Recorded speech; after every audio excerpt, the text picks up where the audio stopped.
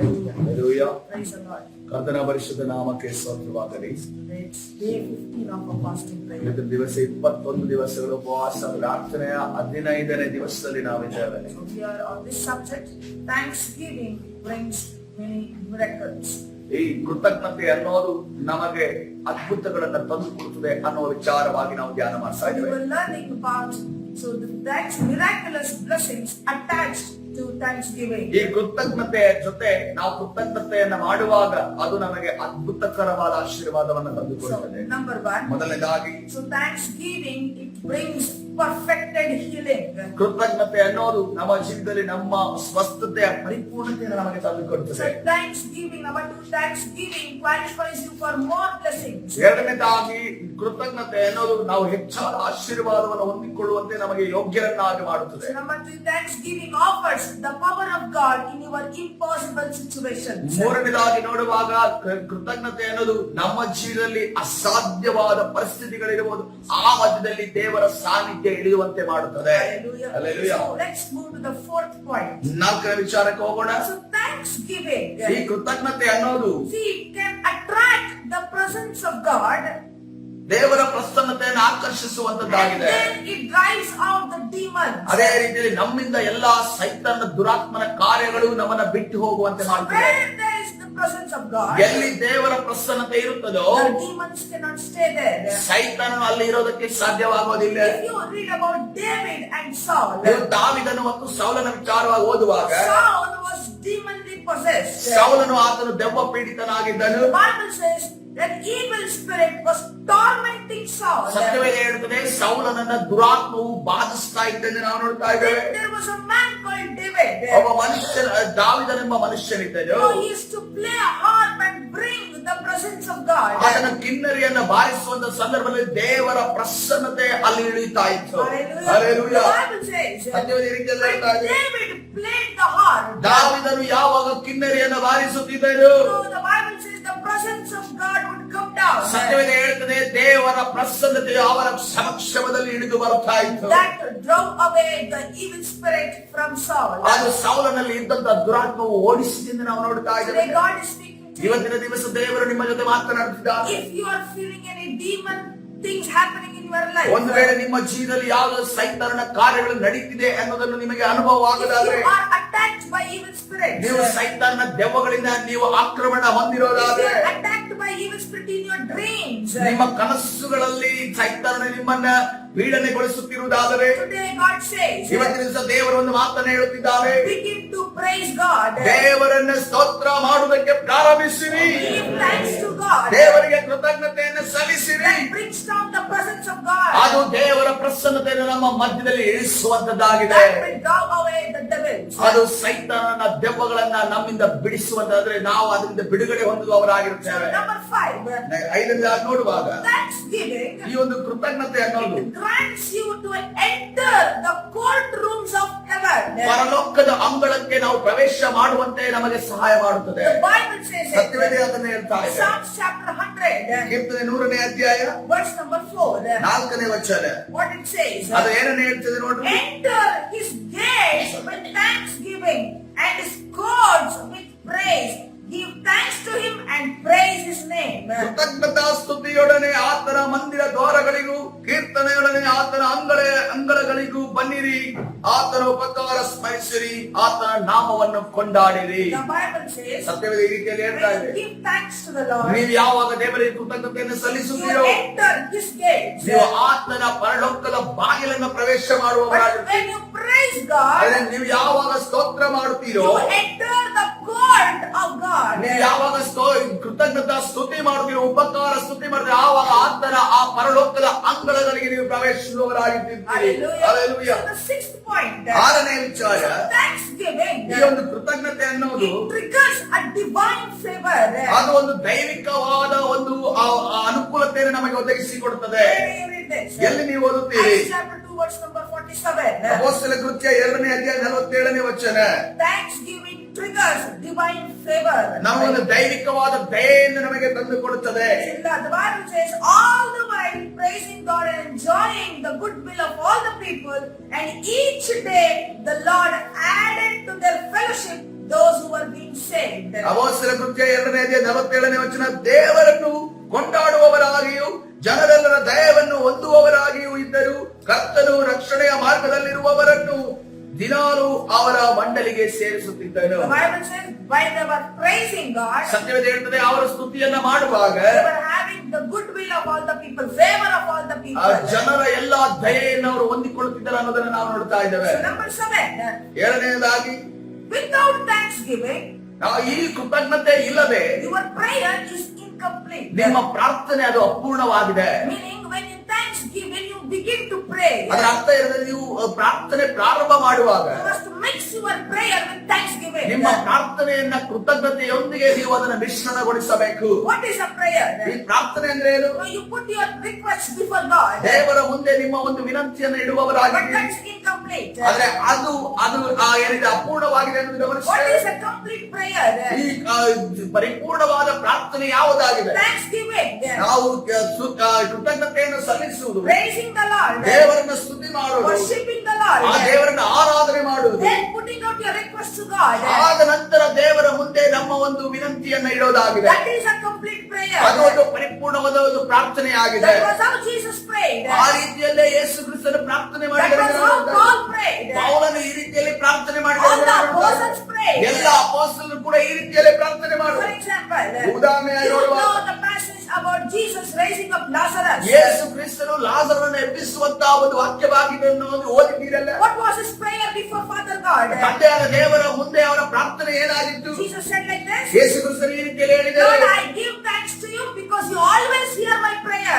ಕರ್ತನೇ ದೇವರೇ, ತಂದೆಯಾದ ದೇವರೇ ನಿನಗೆ ಸ್ತೋತ್ರವನ್ನು ನನ್ನ ಮಾಡ್ತೇನೆ. ಪ್ರಾರ್ಥನೆಯನ್ನು ಯಾವಾಗಲೂ ಕೇಳಿ ನಿನಗೆ ಸ್ತೋತ್ರ ಆ ಮಾಡ್ತೇನೆ. ಪ್ರಾರ್ಥನೆಯನ್ನು ಯಾವಾಗಲೂ ನೀನು ಕೇಳುತ್ತೀ ಎನ್ನುವುದಕ್ಕೆ ನಾನು ನಿನಗೆ ಸ್ತೋತ್ರವನ್ನು So ಮಾಡುತ್ತೇನೆ. his prayer was mixed with thanksgiving. ಆತನ ಪ್ರಾರ್ಥನೆ, ಆ ಒಂದು ಪ್ರಾರ್ಥನೆ ಅನ್ನೋದು ಆ ಕೃತಜ್ಞತೆ ಜೊತೆ ಸೇರುತ್ತೆ ಎಂದು ನಾವು ನೋಡ್ತಾ ಇದ್ದೇವೆ. First Jesus gave thanks to the Lord. ಮೊದಲನೇದಾಗಿ ದೇವರಿಗೆ ಆತನ ಕೃತಜ್ಞತೆಯನ್ನು ಸಲ್ಲಿಸಿದನು. Then he prayed for ತದನಂತರ Lazarus. ಯೇಸು ಆ ಒಂದು ಲಾಜರನಿಗೋಸ್ಕರ ಪ್ರಾರ್ಥನೆ ಮಾಡಿದನು. That's a complete prayer. ಅದು ಒಂದು ಪರಿಪೂರ್ಣವಾದ ಪ್ರಾರ್ಥನೆಯಾಗಿದೆ. Then the miracle happened. ಆಗ ಅಲ್ಲಿ ಅದ್ಭುತ ನಡೆಯುತ್ತೆ ಎಂದು ನಾವು ನೋಡ್ತಾ How is ಇದ್ದೇವೆ. your prayer? ನಿಮ್ಮ ಪ್ರಾರ್ಥನೆಗಳು ಈ ದಿವಸ ಹೇಗಿದೆ? Some people pray like this. ಕೆಲವರು ಈ ರೀತಿಯಲ್ಲಿ ಪ್ರಾರ್ಥನೆ ಮಾಡುತ್ತಾರೆ. Father God, ತಂದೆಯಾದ ದೇವರೇ, I want this. ನನಗೆ ಇದು ಬೇಕು, I want that. ನನಗೆ ಅದು ಬೇಕು. In Jesus' name we pray. ಯೇಸುವಿನ ನಾಮದಲ್ಲಿ ತಂದೆಯೇ, Amen. Amen. This is an incomplete prayer. ಇದೊಂದು ಅಪೂರ್ಣವಾದ So ಪ್ರಾರ್ಥನೆಯಾಗಿದೆ. the Bible teaches what should be a complete prayer. ಇವತ್ತಿನ ದಿವಸ ಸತ್ಯವೇದ ನಮಗೆ ಪರಿಪೂರ್ಣವಾದ ಪ್ರಾರ್ಥನೆ ಅಂದ್ರೆ ಏನು ಎಂದು ಕಲಿಸಿಕೊಡುತ್ತಾರೆ. Thanksgiving. ಕೃತಜ್ಞತೆ ಅನ್ನೋದು, Thanksgiving. ಆ ಕೃತಜ್ಞತೆಯನ್ನು ಸಲ್ಲಿಸುವುದು, Then praising and worshiping. ತದನಂತರ ಸ್ತುತಿ ಮತ್ತು ಆರಾಧನೆ ಮಾಡುವುದು, Then praying to the Lord. ತದನಂತರ ನಮ್ಮ ವಿನಂತಿಗಳನ್ನು ದೇವರ ಮುಂದೆ ತಂದು ನಾವು That's ಪ್ರಾರ್ಥಿಸುವುದು. a complete prayer. ಅದೊಂದು ಪರಿಪೂರ್ಣವಾದ ಪ್ರಾರ್ಥನೆ ಎಂದು ನಾವು ನೋಡ್ತಾ Number ಇದ್ದೇವೆ. 8. ಎಂಟನೇದಾಗಿ, Thanksgiving ಈ ಒಂದು ಕೃತಜ್ಞತೆ ಅನ್ನೋದು puts you in the perfect will of God. ದೇವರ ಚಿತ್ತದ ಅನುಸಾರವಾಗಿ ನಮ್ಮನ್ನು ನಿಲ್ಲಿಸುವುದಾಗಿದೆ. Where do you read this? ಇದನ್ನು ಎಲ್ಲಿ ಓದುತ್ತೀವಿ? 1 Thessalonians ಮೊದಲನೇ ಥೆಸಲೋನಿಕ ಬರೆದ chapter 5 5ನೇ ಅಧ್ಯಾಯ verse number 18. 18ನೇ ವಚನ. So the Bible says, ಸತ್ಯವೇದ ಈ ರೀತಿಯಲ್ಲಿ ಹೇಳ್ತಾರೆ, give thanks in all circumstances, ಎಲ್ಲದರಲ್ಲಿಯೂ ಕೃತಜ್ಞ ಸ್ತುತಿ ಮಾಡಿರಿ, for this is God's will for you in Christ Jesus. ಇದೇ ನಿಮ್ಮ ವಿಷಯವಾಗಿ ಕ್ರಿಸ್ತ ಯೇಸುವಿನಲ್ಲಿ ತೋರಿ ಬಂದ ದೇವರ ಚಿತ್ತ. Because whenever you give thanks to the Lord, ನೀವು ಯಾವಾಗ ದೇವರಿಗೆ ಕೃತಜ್ಞತೆಯನ್ನು you ಸಲ್ಲಿಸುತ್ತೀರೋ, are directly doing the will of God. ನೀವು ದೇವರ ಚಿತ್ತ ಅನುಸಾರವಾಗಿ ಮಾಡುತ್ತಿದ್ದೀರಿ, ನಡೆಯುತ್ತಿದ್ದೀರಿ ಎಂದು ಅರ್ಥ. So what is the biblical opposite word for thanksgiving? ಈ ಕೃತಜ್ಞತೆ ಎನ್ನುವಂತ ಪದಕ್ಕೆ ಸತ್ಯವೇದದ ಅನುಗುಣವಾಗಿರುವಂತ ವಿರೋಧ ಪದ ಯಾವುದಾಗಿದೆ? Can you guess what is the opposite word for thanksgiving in Bible? ಈ ಕೃತಜ್ಞತೆ ಎನ್ನುವಂತ ಪದಕ್ಕೆ ಸತ್ಯವೇದದಲ್ಲಿ ಇರುವಂತ ವಿರೋಧ ಪದ ಯಾವುದು? ಆಲೋಚನೆ ಮಾಡಬಹುದಾ? Our language we can say is being unthankful. ನಮ್ಮ ಒಂದು ಮಾತಿನಲ್ಲಿ ನಾವು ಈ ರೀತಿಯಲ್ಲಿ ಹೇಳಬಹುದು, ಕೃತಜ್ಞತೆ ಇಲ್ಲದೆ ಇರುವುದನ್ನು ಹೇಳಬಹುದು. That's the opposite word. ಅದು ಒಂದು ವಿರೋಧ ಪದ. What's the biblical language? ಆದ್ರೆ ಸತ್ಯವೇದ ಅನುಸಾರವಾಗಿ ಆ ಪದ ಯಾವುದಾಗಿದೆ? What is that opposite word for thanksgiving? ಆದ್ರೆ ಕೃತಜ್ಞತೆ ಎನ್ನುವಂತ ಪದಕ್ಕೆ ಇರುವಂತ ವಿರೋಧ ಪದ ಯಾವುದಾಗಿದೆ? Most famous word in the Bible. ಆ ಸತ್ಯವೇದದಲ್ಲಿರುವಂತ ಬಹಳ ಒಂದು ಪ್ರಸಿದ್ಧವಾದ ಒಂದು ಪದ The ನೋಡುವಾಗ, most famous word in Exodus. ಆ ವಿಮೋಚನ ಕಾಂಡದಲ್ಲಿ ಇರುವಂತ ಒಂದು ಪ್ರಸಿದ್ಧವಾದ ಒಂದು ಪದವನ್ನು ನೋಡುವಾಗ, Complaining against God. ಆ ಕರ್ತನ ವಿರುದ್ಧವಾಗಿ ಆರೋಪಗಳನ್ನ ಮಾಡುವುದು, Grumbling and murmuring against God. ಗುಣುಗುಟ್ಟುವುದು ಮತ್ತು ಅದೇ ರೀತಿಯಲ್ಲಿ ಅಳಲನ್ನು ತೋಡಿಕೊಳ್ಳುವುದು. See, in biblical language, ಸತ್ಯವೇದದ ಒಂದು the ಭಾಷೆಯ ಪ್ರಕಾರ opposite word for thanksgiving is murmuring. ಕೃತಜ್ಞತೆ ವಿರುದ್ಧ ಪದವನ್ನ ಸತ್ಯವೇದದ ಅನುಗುಣವಾಗಿ ನೋಡೋದಾದ್ರೆ ಅದು ಗುಣಗುಟ್ಟೋದೆಂದು ನಾವು ನೋಡ್ತಾ See, ಇದ್ದೇವೆ. many times ಅನೇಕ ಬಾರಿ Israelites were punished for murmuring. ಇಸ್ರೇಲರು ಗುಣಗುಟ್ಟಿದರ ನಿಮಿತ್ತವಾಗಿ ಅನೇಕ ಬಾರಿ ಶಿಕ್ಷಿಸಲ್ಪಟ್ಟರು. You know, the devil wants you to complain so that you are out of the will of God. ಸೈತಾನನು ನೀವು ಗುಣಗುಟ್ಟಬೇಕೆಂದು ಅದನ್ನು ಬಯಸುತ್ತಾನೆ, ಯಾಕಂದ್ರೆ ನೀವು ದೇವರ ಚಿತ್ತದಿಂದ ಆವಾಗ ಹೊರಗಡೆ The ಬರುವವರಾಗುತ್ತೀರಿ. Bible says, ಸತ್ಯವಾದ ರೀತಿಯಲ್ಲಿ ಹೇಳ್ತಾ ಇದೆ, when you give thanks to the Lord, ನೀವು ಯಾವಾಗ ದೇವರಿಗೆ ಒಂದು ಕೃತಜ್ಞತೆ you ಸಲ್ಲಿಸುತ್ತೀರೋ are doing God's will. ನೀವು ದೇವರ ಚಿತ್ತವನ್ನು ನೆರವೇರಿಸುವವರಾಗಿರುತ್ತೀರಿ. But when you complain against God, ಹಾಗೆ ದೇವರ ವಿರುದ್ಧವಾದ ಆರೋಪಗಳನ್ನು when ಮಾಡುವಾಗ you murmur, ನೀವು ಗುಣಗುಟ್ಟುವಾಗ that means you are out of the will of God. ಅದರ ಅರ್ಥ ಇದೆ ದೇವರ ಚಿತ್ತದ ಹೊರಗಡೆ ಇದ್ದೀರಾ You ಇಲ್ಲ are ಅಂತ. out of the will of God. ಯಾವಾಗ ದೇವರ ಚಿತ್ತದ ಹೊರಗಡೆ ನೀವಿರುವಾಗ You are punished by God. ನೀವು ದೇವರಿಂದ ಶಿಕ್ಷಿಸಲ್ಪಡುತ್ತೀರಿ. Church, are you understanding this? ಸಭೆ ಇದನ್ನು ನೀವು ಅರ್ಥ ಮಾಡ್ತೀರಾ? Thanksgiving puts you in the perfect will of God. ಕೃತಜ್ಞತೆ ಅನ್ನೋದು ನಿಮ್ಮನ್ನ ದೇವರ ಚಿತ್ತದ ಅನುಸಾರವಾಗಿ ನಡೆಸುತ್ತದೆ. Number 9. ಒಂಬತ್ತನೇದಾಗಿ Thanksgiving ಈ ಕೃತಜ್ಞತೆ is ಅನ್ನೋದು a way of expressing your faith in God.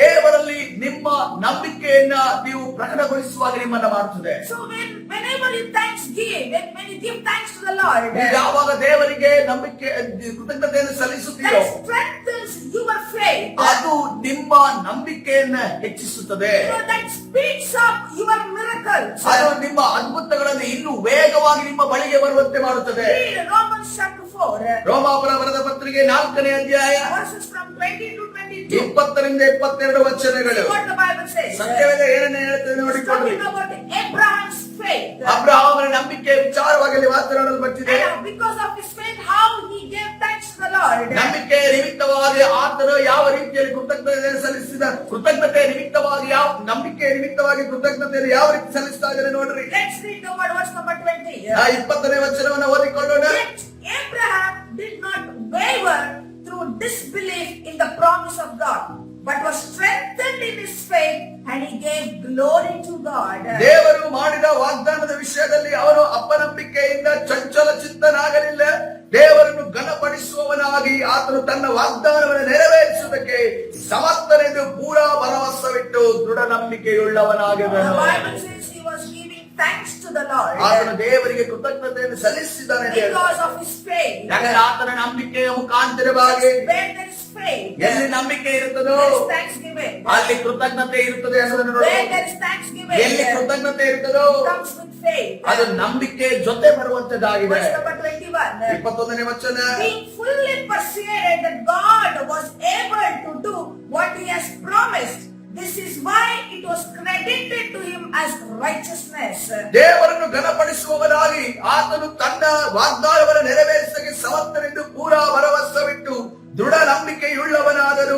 ಆದ್ದರಿಂದ ಆ ನಂಬಿಕೆಯು ಅವನ ಲೆಕ್ಕಕ್ಕೆ ನೀತಿ ಎಂದು ಎಣಿಸಲ್ಪಟ್ಟಿತು. Hallelujah. Church, when you give thanks to the Lord, ಸಭೆ, ನೀವು ಯಾವಾಗ ದೇವರಿಗೆ ಕೃತಜ್ಞತೆಯನ್ನು that means ಸಲ್ಲಿಸುತ್ತೀರೋ you are expressing your faith in God. ಅದರ ಅರ್ಥ ಏನಂತಂದ್ರೆ ನೀವು ನಿಮ್ಮ ನಂಬಿಕೆಯನ್ನು ದೇವರ ಮುಂದೆ ಪ್ರದರ್ಶನ ಮಾಡುತ್ತೀರಿ. So when you express your faith, ಯಾವಾಗ ನೀವು ದೇವರ ಮುಂದೆ ನಿಮ್ಮ ನಂಬಿಕೆಯನ್ನು ಪ್ರದರ್ಶನ that ಮಾಡುತ್ತೀರೋ speeds up your miracles. ಅದು ನಿಮ್ಮ ಅದ್ಭುತದ ವೇಗವನ್ನ ಜಾಸ್ತಿ ಮಾಡುತ್ತದೆ. So number 10. ಹತ್ತರದಾಗಿ So thanksgiving, ಈ ಕೃತಜ್ಞತೆ ಅನ್ನೋದು it can reverse the unfavorable situations. ಆ ಅನುಕೂಲವಿಲ್ಲದ ಪರಿಸ್ಥಿತಿಗಳನ್ನ ಬದಲಾಯಿಸುವಂತದ್ದಾಗಿದೆ. You know about Jonah. ನಿಮಗೆ ಯೋನನ ವಿಚಾರವಾಗಿ ಗೊತ್ತು. He was in the belly of the fish. ಆತನು ಮೀನಿನ ಹೊಟ್ಟೆ ಒಳಗಡೆ ಇದ್ದಾನೆ. In the belly of the fish, ಆ ಮೀನಿನ ಹೊಟ್ಟೆ ಒಳಗಡೆ you know, instead of murmuring, ಆತನು ಗುಡುಗುಟ್ಟದೆ what did he do in the belly of the fish? ಆ ಒಂದು ಮೀನಿನ ಹೊಟ್ಟೆ ಒಳಗಡೆ ಆತನು ಏನನ್ನ ಮಾಡ್ತಾನೆ? The Bible says ಸತ್ಯದ ರೀತಿಯಲ್ಲಿ he ಹೇಳ್ತಾರೆ. gave thanks to the Lord. ಆತನು ದೇವರಿಗೆ ಕೃತಜ್ಞತೆಯನ್ನು ಸಲ್ಲಿಸಿದನು. God heard it. ದೇವರು ಅದನ್ನು ಕೇಳಿಸಿಕೊಂಡನು. The Bible says ಸತ್ಯದ ರೀತಿಯಲ್ಲಿ ಹೇಳ್ತಾರೆ. God heard it. ಯಾವಾಗ ದೇವರು ಅದನ್ನು ಕೇಳಿಸಿಕೊಂಡನು, God commanded the fish to put out Jonah onto the land. ದೇವರು ಆ ಒಂದು ಮೀನಿಗೆ ಆಜ್ಞಾಪಿಸಿ ಆ ಒಂದು ಯೋನನ ಹೊಟ್ಟೆ ಒಳಗಡೆಯಿಂದ ಯೋನನನ್ನ ಕಾರುವಂತೆ ಮಾಡಿದ್ದು. Where do you read this? ಇದನ್ನು ನೀವೆಲ್ಲಿ ಓದುತ್ತೀರಿ? Jonah chapter 2. ಯೋನನ ಪ್ರವಾದನೆ ಗ್ರಂಥ 2ನೇ ಅಧ್ಯಾಯ verses from 7 to 10. 7ರಿಂದ 10 ವಚನಗಳು. This is the word. ಆ ವಾಕ್ಯವನ್ನು ಓದಿಕೊಳ್ಳೋಣ. This is Jonah's prayer. ಇದು ಯೋನನ ಪ್ರಾರ್ಥನೆಯಾಗಿದೆ. As my life was fading away, I remembered the Lord. My prayer went up to you, to your holy temple. ನನ್ನ ಆತ್ಮವು ನನ್ನಲ್ಲಿ ಕುಂದಿದಾಗ ಯೆಹೋವನಾದ ನಿನ್ನನ್ನು ಸ್ಮರಿಸಿದೆನು. ನನ್ನ ಬಿನ್ನಹವು ನಿನಗೆ ಹುಟ್ಟಿತು, ನಿನ್ನ ಪರಿಶುದ್ಧ ಆಲಯಕ್ಕೆ ಸೇರಿತು. Verse number 8. 8ನೇ ವಚನ. Those who cling to worthless idols forsake his loving devotion. ಸುಳ್ಳು ವಿಗ್ರಹಗಳನ್ನು ಅವಲಂಬಿಸಿದವರು ತಮ್ಮ ಕರುಣಾನಿಧಿಯನ್ನು ತೊರೆದು ಬಿಡುವವರು. Verse number 9. 9ನೇ ವಚನ. But I, with the voice of thanksgiving, will sacrifice to you. I will fulfill what I have vowed. Salvation is from the Lord. ನಾನಾದರೂ ಸ್ತೋತ್ರ ಧ್ವನಿಯಿಂದ ನಿನಗೆ ಯಜ್ಞವನ್ನು ಅರ್ಪಿಸುವೆನು, ಮಾಡಿಕೊಂಡ ಆರೈಕೆಯನ್ನು ಸಲ್ಲಿಸುವೆನು.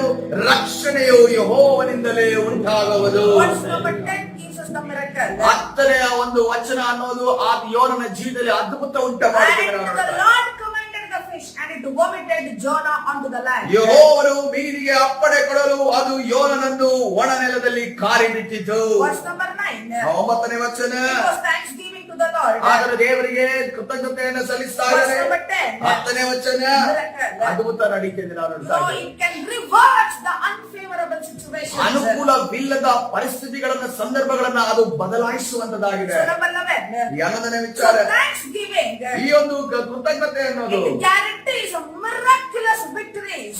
ನಮಗೆ ಅದ್ಭುತಕರವಾದ ಜಯವನ್ನು ತಂದು ಕೊಡುತ್ತದೆ. It guarantees it. ಅದು ಖಂಡಿತವಾಗಿ ನಡೆಯುತ್ತದೆ ಎನ್ನುವಂತ ಗ್ಯಾರಂಟಿಯನ್ನು ನಮಗೆ ಕೊಡುತ್ತದೆ. Where do you read this? ಇದೆಲ್ಲಿ ಓದುತ್ತೀರಿ? Second Chronicles. 2ನೇ ಪುರಕಾಲ ವೃತ್ತಾಂತ Chapter 20.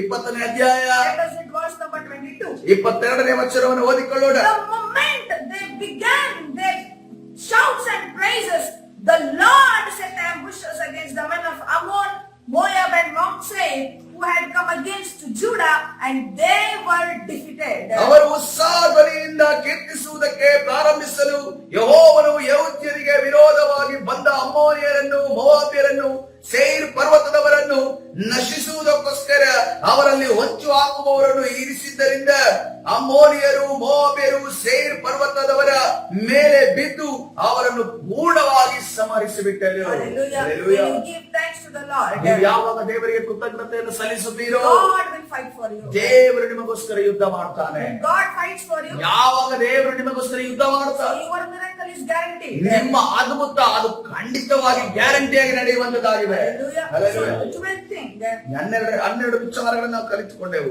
12th point. 12ನೇ ವಿಚಾರಕ್ಕೆ ನಾವು ಹೋಗ್ತಾ ಇದ್ದೇವೆ. Thanksgiving. 12ನೇ ವಿಚಾರ ಈ ಕೃತಜ್ಞತೆ ಅನ್ನೋದು It guarantees multiplication. ಅದು ನಮಗೆ ಹೆಚ್ಚುಳಿಕೆಯನ್ನು ತಂದು ಕೊಡುತ್ತದೆ. John chapter 6. ಯೋಹಾನ ಸುವಾರ್ತೆ 6ನೇ ಅಧ್ಯಾಯ Verses from 10 to 13. 10ರಿಂದ 13 ವಚನಗಳು. This is the word. ವಾಕ್ಯವನ್ನು ಓದಿಕೊಳ್ಳೋಣ. Jesus says, ಯೇಸು ಕ್ರಿಸ್ತನಲ್ಲಿ ಈ ರೀತಿಯಲ್ಲಿ ಹೇಳುತ್ತಿದ್ದಾರೆ. have the people sit down, Jesus said. ಯೋಹಾನನ ಸುಗಾಲಿ ಜನರನ್ನ ಊಟಕ್ಕೆ ಕೂಡ್ರಿಸಿರಿ ಎನ್ನುವುದನ್ನ ಯೇಸು ಕ್ರಿಸ್ತನು Now ಹೇಳುತ್ತಿದ್ದಾರೆ. there was plenty of grass in that place, so that men sat down, about 5,000 of them. ಆ ಸ್ಥಳದಲ್ಲಿ ಬಹಳ ಹುಲ್ಲು ಬೆಳೆದಿತ್ತು, ಜನರು ಕೂತುಕೊಂಡರು. ಗಂಡಸರ ಸಂಖ್ಯೆ ಹೆಚ್ಚು ಕಡಿಮೆ 5,000ವಿತ್ತು. Then Jesus took the loaves and the fish. He gave thanks and distributed to those who were seated as much as they wanted. 11ನೇ ವಚನ. ತರುವಾಯ ಯೇಸು ಆ ರೊಟ್ಟಿಗಳನ್ನು ತೆಗೆದುಕೊಂಡು ದೇವರ ಸ್ತೋತ್ರ ಮಾಡಿ ಕೂತುಕೊಂಡವರಿಗೆ ಹಂಚಿಕೊಟ್ಟನು. ಅದರಂತೆ ಮೀನುಗಳಲ್ಲಿಯೂ ಅವರಿಗೆ ಬೇಕಾದಷ್ಟು ಹಂಚಿಕೊಟ್ಟನು. Hallelujah. Church, when you give thanks to the Lord, ನೀವು ಯಾವಾಗ ಕೃತಜ್ಞತೆಯನ್ನು ಸಲ್ಲಿಸುತ್ತೀರೋ there is multiplication. ನಿಮ್ಮ ಜೀವಿತದಲ್ಲಿ ಹೆಚ್ಚಳಿಕೆ ಉಂಟಾಗುತ್ತದೆ. Hallelujah. Just would have given you 12 things. ಇವತ್ತು ದಿವಸ 12 ವಿಚಾರಗಳು ನಿಮ್ಮ ಕೈಗೆ So ಕೊಟ್ಟಿದ್ದಾರೆ. when you give thanks to the Lord, ನೀವು ಯಾವಾಗ ದೇವರಿಗೆ ಕೃತಜ್ಞತೆಯನ್ನು ಸಲ್ಲಿಸುತ್ತೀರೋ so God is in your favor.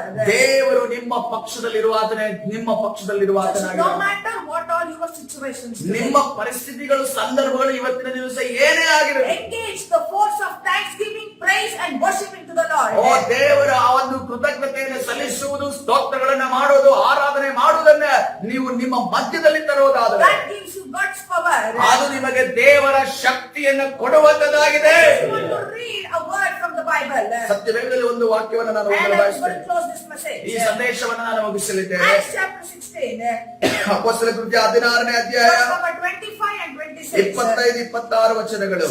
It will show the power of God. ಅದು ದೇವರ ಶಕ್ತಿ ಏನೆಂದು ನಮಗೆ When you ತೋರಿಸುವಂತದ್ದಾಗಿದೆ. engage the force of thanksgiving, ಯಾವಾಗ ದೇವರ ಒಂದು ಆ ಕೃತಜ್ಞತೆಯ ಬಲವನ್ನು ನಾವು ಉಪಯೋಗಿಸಿಕೊಳ್ಳುತ್ತೇವೆ, there comes the power of God. ಅಲ್ಲಿ ದೇವರ ಶಕ್ತಿ ಇಳಿದು ಬರುವಂತದ್ದಾಗಿದೆ. About midnight, this is about midnight. ಮಧ್ಯರಾತ್ರಿಯಲ್ಲಿ ನಡೆದಂತ ಘಟನೆಯಾಗಿದೆ. About midnight, Paul and Silas, they were praying and singing hymns to God, and the other prisoners were listening to them. ಪೌಲನು ಸೀಲನು ಪ್ರಾರ್ಥನೆ ಮಾಡುವವರಾಗಿ ದೇವರಿಗೆ ಸ್ತುತಿ ಪದಗಳನ್ನು ಹಾಡುತ್ತಿದ್ದರು. ಸೆರೆಯಲ್ಲಿದ್ದವರು ಲಕ್ಷ್ಯವಿಟ್ಟು ಕೇಳುತ್ತಿದ್ದರು. Suddenly a strong earthquake shook the foundations of the prison.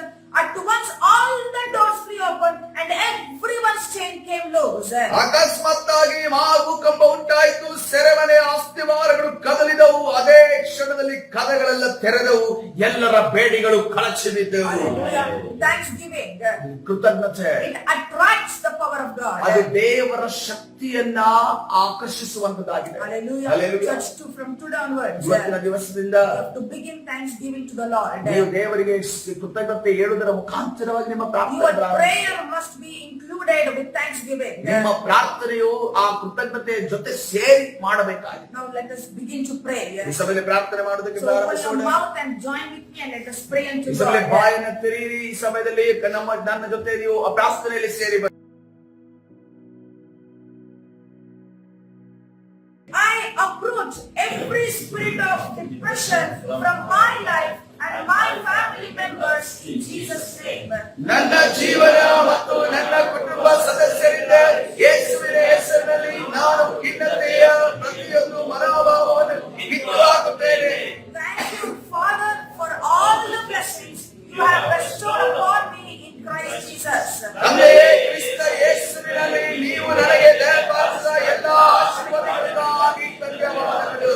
Father, I am grateful for I believe that all my needs are met by you in Jesus' name. ತಂದೆಯೇ, ನನ್ನ ಎಲ್ಲಾ ಅಗತ್ಯಗಳನ್ನು ನೀವು ಯೇಸುವಿನ ಹೆಸರಿನಲ್ಲಿ ಪೂರೈಸುತ್ತೀರಿ ಎಂದು ನಾನು ನಂಬುತ್ತೇನೆ. ಅದಕ್ಕೆ ನಾನು ಕೃತಜ್ಞನಾಗಿದ್ದೇನೆ. Lord, clothe me with the garment of praise in Jesus' name. ಕರ್ತನೇ, ಯೇಸುವಿನ ಹೆಸರಿನಲ್ಲಿ ನನಗೆ ಸ್ತೋತ್ರದ ಉಡುಪನ್ನು ಧರಿಸಿ.